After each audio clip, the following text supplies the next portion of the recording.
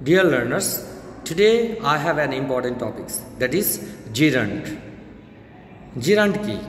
Adding ing with verbs that works as a noun, অর্থাৎ ভার্বের present ফর্মের সাথে ing যুক্ত হয়ে যখন ওই ওয়ার্ডটি নাউনের কাজ করবে তাকে আমরা gerund বলবো। gerund একই সাথে নাউন এবং ভার্ব দুইটা শক্তি এর মধ্যে বিদ্যমান। আমরা কিছু উদাহরণ দেখি।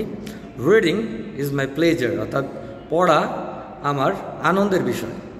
এখানে reading at the same time আমরা যদি দেখি রিডটা হচ্ছে ভার্বের প্রেজেন্ট ফর্ম, তার সাথে আইএনজি যুক্ত হয়েছে, যেটি একই সাথে নাউনের কাজ করছে এবং ভার্বের কাজ করছে, অর্থাৎ পড়াটা কি কাজের নাম এবং পড়া নিজে একটা কাজ।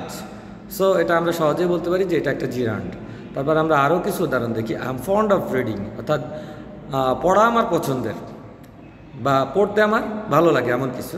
I am fond of reading, অর্থাৎ প্রিপোজিশনের পর আমরা জিরান্ড পাবো। প্রিপোজিশনের পর নাউন বসে আমরা জানি, তাহলে সেই ক্ষেত্রে কি এটা নাউনের কাজ করছে, যে পড়া আমার পছন্দের।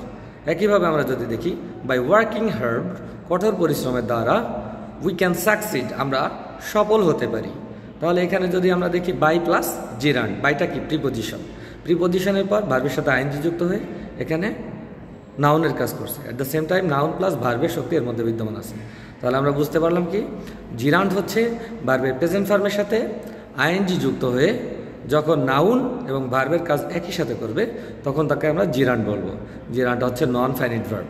আমি আগের ক্লাসে বলেছিলাম 3টি নন ফাইনাইট ভার্ব আছে, তার মধ্যে জিরান্ড, পার্টিসিপল এবং ইনফিনিটিভ।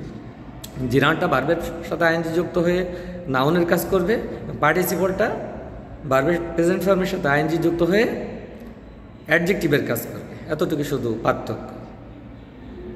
আমরা এই যে জিরান্ডগুলো দেখলাম, এই জিরান্ডগুলো পার্টিসিপলও ব্যবহার হতে পারে। যেমন আমি যদি এখানে উদাহরণটা দেখি, রিডিং ইজ মাই প্লেজার, রিডিংটা এখানে নাউন আছে এবং জিরান্ডের কাজ করছে। যদি আমরা বলি I get pleasure from reading books, I get pleasure from reading books, সেই ক্ষেত্রে এই রিডিংটা কিন্তু অ্যাডজেক্টিভের কাজ করছে, কারণ বইকে রিডিং শব্দটি মডিফাই করছে। ঠিক আছে, আশা করি তোমরা বুঝতে পেরেছো। ধন্যবাদ।